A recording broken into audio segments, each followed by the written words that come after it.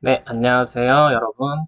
오늘 강의보다는 이제 조금 더 어쨌든 인테리어 쪽이나 건축 쪽으로 하고 싶은 분들이 제 강의를 많이 들으실 것 같아서 오늘은 자격증에 대한 얘기를 좀 해보려고 합니다. 딱딱할 수도 있고 어떻게 보면 아닐 수도 있는, 그리고 도움이 될 수도 안 될 수도 있는 그런 강의 비슷한 느낌이긴 하지만 그냥 제가 취득한 자격증에 대해서 좀 설명을 드리면서 어떻게 취득했고 어떤 식으로 공부하면 좋았다라는 것을 좀 알려주고자 그 영상을 준비해 보았습니다. 네, 그냥 가볍게 들어주시면 감사하겠습니다. 네, 첫 번째는 건축기사입니다. 저 같은 경우는 건축공학과 4년제 학교를 나왔는데요. 건축학과를 많이들 이제 조금 이제 건축공학과가 있고요. 그리고 건축학과가 있습니다. 그러니까 건축학과 같은 경우는 설계 분야겠죠. 그리고 5년제인 경우가 상당히 많습니다. 근데 건축공학과만 있는 학교도 많고요. 이렇게 두 개를 묶어서 건축학부로 있는 대학교에 나와서 저는 건축공학과 4년제를 나와서 공학 인증을 받아서 졸업을 했습니다. 보통은 이제 설계, 이제 건축에 관련된 건축사 자격증을 취득하기 위해서는 이 5년제를 꼭 다녀야 된다고 알고 있어요. 그래서 만약에 건축 설계 쪽으로 가고 싶다 하신 분은 아직 고등학생이시거나 편입을 준비하시거나 재수를 하신 분들은 이 5년제 학교로 꼭 가시길 추천드리고, 건축공학과 같은 경우는 4년제가 있는데 이 건축공학과가 공학 인증이 되는 학교가 있고 아닌 학교가 있어요. 이 공학 인증이 나는 그냥 한국에서만 일할 거다 하면 굳이 없는 학교를 가도 상관이 없는데, 이 공학 인증이 있으면 다른 나라 해외에서도 이 4년제 학교를 인정해 주게 돼요. 그래서 건축공학과 한국에서 4년제를 나와도 해외에서 이 공학 인증이 돼 있으면 이 건축공학과를 나왔다는 것을 인정을 하게 되는 거예요. 그래서 뭔가 이제 유학을 간다거나 해외 출장이다, 해외에서 이제 일을 하겠다 하신 분들은 조금 더 미래적인 측면에서 생각을 하셔서 이 공학 인증이 된 학교를 찾아보시길 바랍니다. 네, 이렇게 설명드리면 될 것 같고, 그래서 건축기사 같은 경우는 조건이 있어요. 이 4년제를 나오거나 실기 경험을 어느 정도 쌓으면 가능한데, 저도 어느 정도 쌓아야 되는지 정확하게는 잘 모르는데, 이 4년제, 그러니까 4학년 때부터 졸업 예정자가 돼서 건축기사 자격증을 공부하고 취득할 수 있습니다. 그래서 이 건축기사, 보통은 기사, 산업기사, 기능사가 있어요. 기능사 같은 경우는 따로 조건이 필요하지 않고, 산업기사 같은 경우는 이제 2년제 이상을 나왔을 때 취득할 수 있는 자격증입니다. 보통 회사에서는 건축기사와 건축산업기사를 많이 인정해주기 때문에, 건축기사 같은 경우는 기능사가 없네요. 생각해보니까. 그래서 건축기사, 건축산업기사 중에 하나를 취득하시면 건설회사에 취업하기 아주 좋은 조건이 된다고 생각하시면 됩니다. 보통은 이제 개년이라고 하는데요. 1년에 보통 이제 기사 시험이 뭐 3회, 2회 있다면 그 3회분을 한 개년이라고 표현해서 총 한 15에서 20회 정도의 개년을 무조건 외운다고 생각하면 되는데, 더 간단하게 생각하면 이제 건축 기사를 쳐볼게요. 선풍기가 이상한 선풍기를 끄고, 네, 이렇게 3회까지 있네요. 그래서 이 3회분, 1개년에 3회분이니까 15회분이 되겠죠? 15회분 내 것을 거의 다 풀어보고 거의 문제를 외운다는 생각으로 푸시는 게 제일 저는 가장 좋은 공부법이라 생각이 들어요. 보통은 5개년보다는 7개년 안전하게 합격을 하시려면 필기 같은 경우는 7개년을 많이 보시더라고요. 저 같은 경우는 5개년을 다 외워서 시험을 봐서 합격한 케이스인데, 안전하게 더 합격하고 싶으신 분들은 7개년까지 보시면 가장 좋습니다. 보통 기사 시험은 필기랑 실기로 돼 있어요. 건축기사 같은 경우는 필기, 사지선다형으로 나오고, 실기 같은 경우는 이제 필답형, 서술형으로 푸는 거니까, 근데 문제 양이 엄청나게 방대해요. 건축의 분야가 엄청나게 넓기 때문에. 그래서 그런 것들을 공부 양이 엄청 많다라는 생각을 늘 가지고 좀 여유롭게 준비를 하시면 좋을 것 같습니다. 자, 그 중에서 저는 가장 어려웠던 게 건축법이랑 구조였는데요. 건축법이랑 구조 같은 경우는, 법 같은 경우는 암기밖에 없는 것 같아요.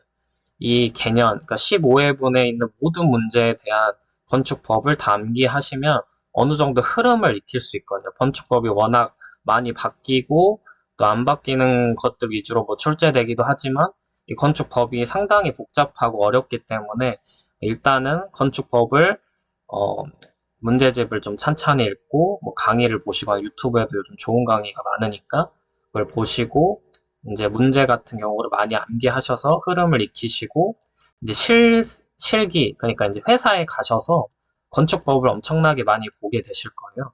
그래서 이 회사에서 많이 익히시고 실전적으로 내가 어떤 법을 더 많이 사용하구나라는 것을 익히시는 게 조금 더 좋은 방법이지 않나 싶어요. 네, 그리고 구조 같은 경우는 거의 이제 수학 문제라고 또 생각하시면 되는데, 수학과 물리라고 생각하시면 되는데, 이거는 무조건 이해를 하시고, 이것에 대한 문제를 엄청나게 많이 풀어봐야 됩니다. 그래서 이 15회분을 그냥 암기한다기보다는, 물론 암기해야 되는 문제도 있어요. 그냥 답도 똑같이 나오는 문제들도 많은데, 그거 같은 경우는 이제 이해를 한 것에 대해서 응용을 하는 것을 가장 추천드립니다. 그래서 구조 같은 경우는 좀 구조만 따로 강의를 하시는 유튜브 강의나 그런 걸 보셔가지고 따로 좀 더 여기에 시간을 많이 쏟으시면 무난하게 합격하실 수 있을 것입니다. 서술, 실기도 마찬가지예요. 다 이제 서술형이다 보니까 그것도 이제 5개년 그것을 다 모아가지고 외우고 구조 같은 경우는 풀이 방식을 이해하고 하시면 좋을 것 같습니다. 네, 건축 기사는 이 정도면 될 것 같고요. 보통 4년제를 나오신 분들은 이 건축 기사가 보통 이 4년 동안 수업에서 많이 포함이 되기 때문에 많이 그렇게 어렵지 않게 따는 경우가 많은 것 같아요. 제 친구들도 그렇고. 하지만 산업기사나 이런 거 따실 때 처음에는 그러니까 자격증을 어쨌든 처음에 땄을 때는 엄청 어려워요. 다 해보지 못했으니까. 그래서 혹시나 떨어지시더라도 다음 시험에는 이런 식으로 나오니까 다음 시험에는 이렇게 이렇게 준비해서 하자라고 계획적으로 많이 세우시고 준비하시면 가장 베스트일 것 같습니다. 죄송합니다. 자, 다음은 실내 건축 기사입니다. 저는 이 실내 건축 기사가 가장 힘들었어요.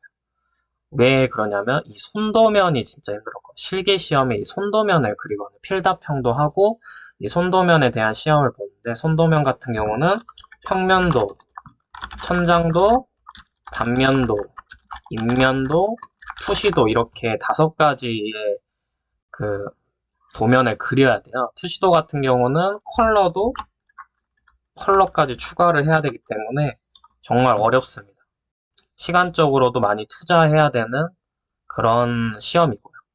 그래서 저 같은 경우는 학원을 좀 추천하는 편인데 학원에 가면 좋은 점이 이제 정해진 기간 안에 집중해서 이걸 준비할 수가 있어요. 워낙 선생님 분들이 너무나도 잘 가르쳐 주기 때문에 유명한 학원들이 있잖아요. 저 같은 경우도 유명한 학원에서 시험을 준비했는데 상당히 좋더라고요. 필기 같은 경우는 건축 기사의 하위 호환이라고 보시면 돼요. 워낙 이제 이 건축 기사 안에서 좀 범위가 작은 그 기사 시험이다 보니까 필답이나 이런 필기 준비할 때는 크게 어려운 부분이 없을 거예요. 특히 건축 기사를 따신 분들은. 네, 처음 보시는 분들은 또 어려울 수도 있어요. 그래서 똑같이 5개년 아니면 7개년 정도 보시는 걸 저는 추천드립니다. 그래서 다 기사 시험이 다 똑같아요. 제가 생각하기로는 이 실기 시험의 좀 유형만 다를 뿐이지 보통은 다 외우고 풀어보고 암기하고 이런 게 제일 큰 것 같아요. 그리고 실내 건축 기사 같은 경우는 산업 기사뿐만 아니라 기능사까지도 있어서 비전공자이신 분들도 기능사를 취득한 후에 인테리어 회사를 들어가기도 합니다. 보통 포트폴리오를 많이 중점적으로 보기 때문에 이 포트폴리오를 잘 준비하셔서 가시는 걸 추천드립니다. 네, 그래서 이 손도면이 정말 힘들어요. 저 같은 경우는 시험장에 한 8시 반인가 9시에 들어가서 오후 5시에 나왔던 기억이 있네요. 정말 허리도 아프고 이게 앉아있으면 손도면을 그린 사람이 단 한 명도 없어요. 다 이제 일어서서 급하니까.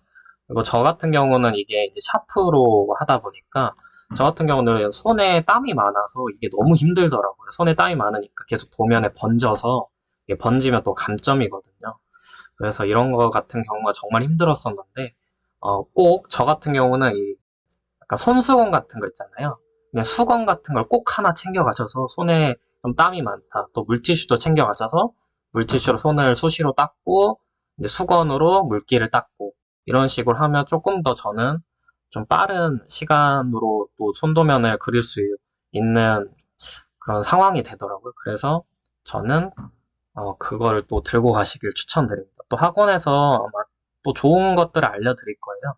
또 이제 학원에 가면 뭐 추가적으로 스케치업이나 캐드, 뭐 3D 맥스 같은 또 포트폴리오 준비반도 따로 있으니까 잘 알아보셔서 할인도 받으시고 이렇게 준비하시면 좋을 것 같습니다. 근데 이거 같은 경우가 참 비싸잖아요. 그렇기 때문에 맨 마지막에 제가 말하려고 했던 국민 취업 지원 제도랑 국비 지원을 이용하시면 좋을 것 같아요. 뭐 나라사랑 카드가 아니라 뭐 나라 지원 카드? 나라사랑 카드는 뭐 군인 그 카드네요. 죄송합니다. 아무튼 그런 것들을 잘 이용해가지고 이 국민 취업 지원 제도를 전 이용했는데 이게 상당히 좋아요. 저 같은 경우는 이거 학원에서 이게 되는지 확인을 하고 이것을 통해서 거의 무료로 학원을 다녔는데 이것을 통해서 저 같은 경우는 캐드, 스케치업 그리고 이 실내 건축 기사를 준비했으니까 엄청나게 효율이 좋죠. 그래서 이거를 잘 알아보셔서 저도 정확하게 모르지만 유튜브에 검색하시면 정말 정확하게 알려주시는 유튜버 분들이 많으시니까 그걸 참고하셔서 보시면 좋을 것 같습니다.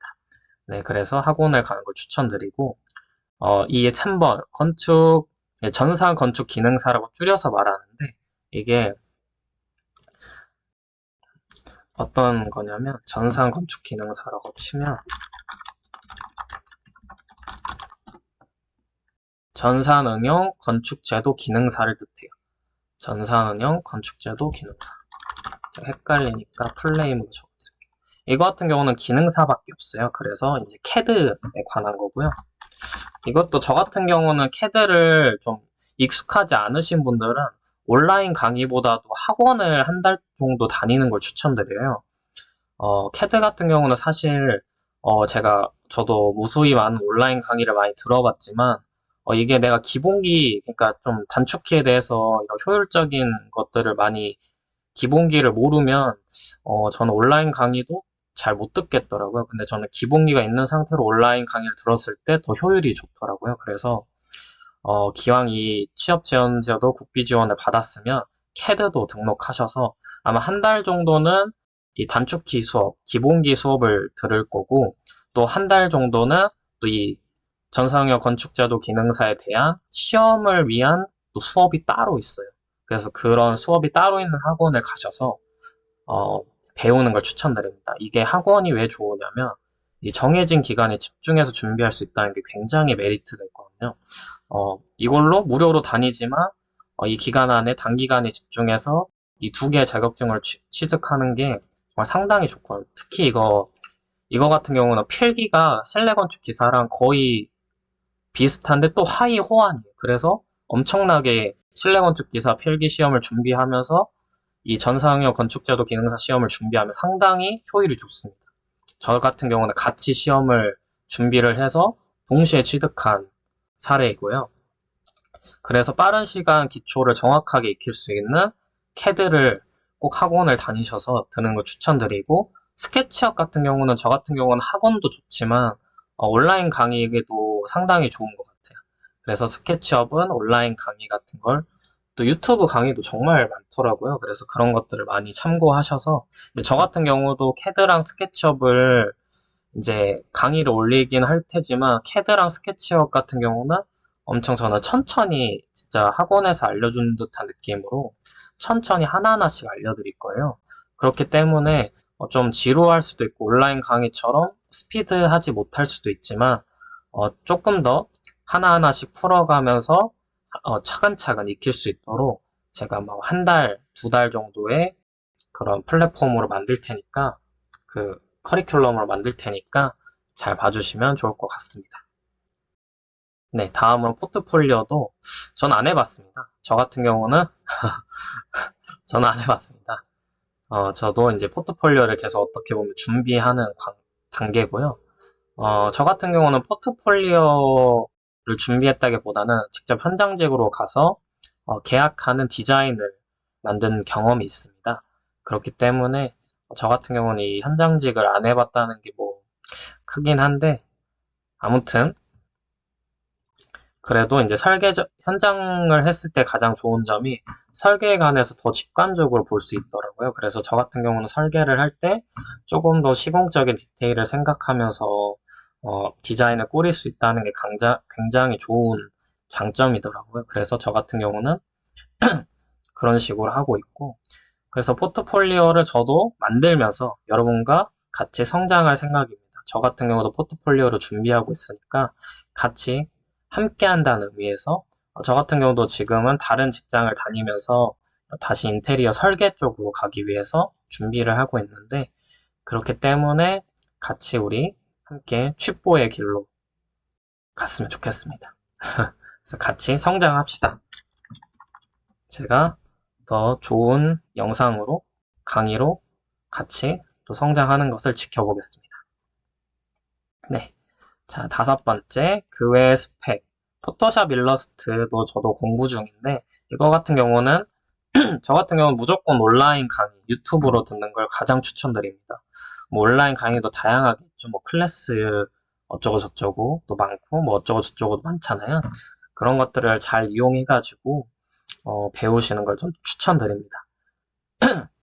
이게 포트폴리오 할 때 더 퀄리티를 좋게 한다고 하더라고요. 그래서 저도 강의를 들으면서 보면서 이제 배경 같은 거, 또 어떤 그림자 표현이나 질감 같은 거를 표현할 때는 확실히 일러스트랑 포토샵이 강점을 가지기 때문에 이런 것들을 공부하시는 걸 또 실무에서도 많이 사용해요. 그렇기 때문에 배우시는 걸 전 추천드립니다. 근데 이거는 좀 시간이 남으셨을 때 배우셨으면 좋겠고, 시간이 없고, 그냥 이 자격증을 취득하는데도 바쁘다, 포트폴리오를 만드는데도 바쁘다, 라고 하시면 그냥 안 배우셔도 될 것 같습니다. 근데 포트폴리오 만들면 아마 학원에서 하니까 결국에는 포토샵 일러스트를 조금씩 알려주거든요. 그렇기 때문에 또 포트폴리오 준비하면서 조금씩만 배우신다 생각으로 습득하시면 좋을 것 같습니다. 포트폴리오 같은 경우도 학원을 전 추천드리긴 하는데, 제가 포트폴리오를 저도 같이 만들면서, 여러분이랑 같이 만들면서 좀 이렇게 피드백을 같이 공유할 생각이거든요. 물론 제가 뭐 구독자가 엄청나진 않지만 이게 나중에 조금씩 조금씩 강의가 쌓이면서 포트폴리오가 저도 이제, 포트폴리오 같은 경우는 아마 제 생각에는 한 9월 정도 넘어가서야 만들 것 같아요. 그 전에는 이런 강의들을 많이 찍을 거니까 참고하셔서 같이 포트폴리오 혹시나 준비하실 분들은 댓글에 남겨주시면 그분들이랑 같이 함께 한다는 마음으로 저도 준비를 하도록 하겠습니다. 네, 그래서 이 일러스트는 온라인 강의를 추천드리고 또 하나의 스펙으로는 컬러리스트 기사 자격증이나 뭐 시각 디자인 뭐 기사 이런 것들이 있어요. 이런 것들은 또 시간이 좀 되시는 분들은 많이 딸수록 좋습니다. 사실은 인테리어에서는. 근데 또 너무나도 많이 뜨면 또 시간적으로 손해이기 때문에 저 같은 경우는 컬러리스트 기사까지만 가시는 걸 가장 추천드립니다. 이게 이제 컬러감을 익히는데 굉장히 좋다고 하더라고요. 그래서 이런 것들을 또 알고 계시고 따시면 좋을 것 같습니다. 참고로 건축공학과 4년제를 나오면 건축기사, 실내건축기사, 컬러리스트 기사, 산업디자인 기사, 시각디자인 기사를 볼 수 있는 자격이 부여가 됩니다. 그래서 건축이 엄청 포괄적이기 때문에 가능하거든요. 그래서 저 같은 경우는 정말 인테리어를 뭐 하고 싶다, 건설 회사를 다니고 싶다 하면 건축공학과를 아니면 건축학과를 똑같은 거거든요. 건축학과를 다니셔서 뭐 건축사, 근데 너무 그게 힘들다 하면 실내건축기사를 취득하셔서 인테리어 업계로 오시는 것도 저는 굉장히 추천드립니다. 자, 가장 중요한 게 사실 있는데 가장 중요한 것은 일단 해보는 거예요. 일단 해보는 게 가장 중요한 것 같아요. 저 같은 경우도 뭐 저는 준비를 다 하고 가긴 했지만 조금 더 일찍 그냥 인테리어 회사에 취업해서 현장에 대한 그러니까 실무적인 경력을 많이 쌓았으면 어땠을까라는 아쉬움이 항상 존재하거든요. 하지만 그런 사람들도 뭐 나중에 기사 자격증을 필요로 해서 따기도 하지만 결국에는 좀 이런 것들 다 언제 따 이렇게 생각하는 것보다도 일단 그냥 없지만 일단 해보는 거예요. 그래서 해서 현장 근무를 하면서도 배울 수 있고 배우면서 설계도 해보고 싶다 하면서 설계로 준비를 할 수도 있는 거니까 일단 해보는 걸 저는 가장 추천드립니다. 특히 비전공자 같은 경우는 실내건축 기능사랑 캐드 한 달 뭐 기본기 수업 이거랑 뭐 추가적으로 스케치업, 뭐 유튜브 강의로 익히셔서 이 정도 익히셔가지고 가시면 굉장히 도움이 될 거예요. 어차피 가서 또 익히는 게 많기 때문에 한 이 정도로만 저 같은 경우는 한 이 정도 잡으면 제 생각엔 한 2달 빠르면 이제 기능사 시험이 있기 때문에 뭐 3달 빠르면 2달에서 뭐 3달 정도면 충분히 준비할 수 있는 스펙이거든요. 그래서 저 같은 경우는 비전공자분은 이 정도로 취득을 하셔서 일단은 현장직을 먼저 가능하시다면 근무를 해보시는 걸 추천드리고 왜냐하면 시공적인 디테일이나 어떻게 보면 설계를 하기 위해서는 꼭 이 시공에 대한 것에 그런 공부가 필수적이에요. 그렇기 때문에 현장직에 가셔서 직접 반장님들, 사장님들한테 또 이제 소장님한테 배우면서 익히시는 걸 추천드립니다. 그래서 그 다음에 설계로 넘어가시면 훨씬 더 좋은 진짜 실제적인 설계를 할 수 있겠죠.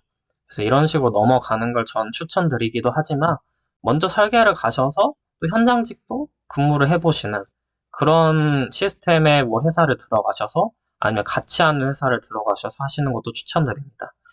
결국에는 저한테 맞는 회사를 들어가야 되는 것 같아요. 나는 이걸 둘 다 해도 체력적으로 버틸 수 있어 하시는 분들은 이렇게 들어가셔도 되는데 난 좀 몸이 아프고 뭔가 이렇게 먼지 같은 거 마시면서 일하기가 어려울 것 같아 라고 하시는 분들은 설계직으로 가시는 것도 저는 추천드립니다. 그렇기 때문에 자신의 여건에 또 자신의 환경 상황에 맞춰서 인테리어가 너무 하고 싶다면 말릴 수 없잖아요. 그렇기 때문에 이렇게 조금 더 나한테 맞는 게 무엇일까? 저 같은 경우 현장직을 하면서 좀 몸이 많이 안 좋아진 사례라서 그만두었거든요. 그렇기 때문에 이런 것들을 좀 고려하셔서 인테리어 나한테 안 맞는 것 같아. 이것보다도 둘 다 경험을 해보고 또 뭐 건축회사, 건설회사도 경험해보고 또 이런 인테리어 업계가 좀 넓어요. 그렇기 때문에 이런 CAD를 응용하는 또 실내 건축 안에서 활동하는 다양한 회사들을 경험하면서 나한테 맞는 회사, 내가 오래 다닐 수 있는 회사, 내가 발전할 수 있는 회사로 들어가시면 좋겠습니다. 네, 한 이 정도까지 제가 정리를 하고 제가 이제 뭐 캡처를 혹시나 하시고 싶은 분들을 위해서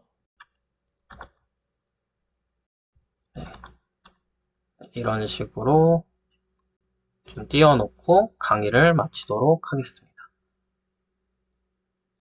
또 좀 늘려주고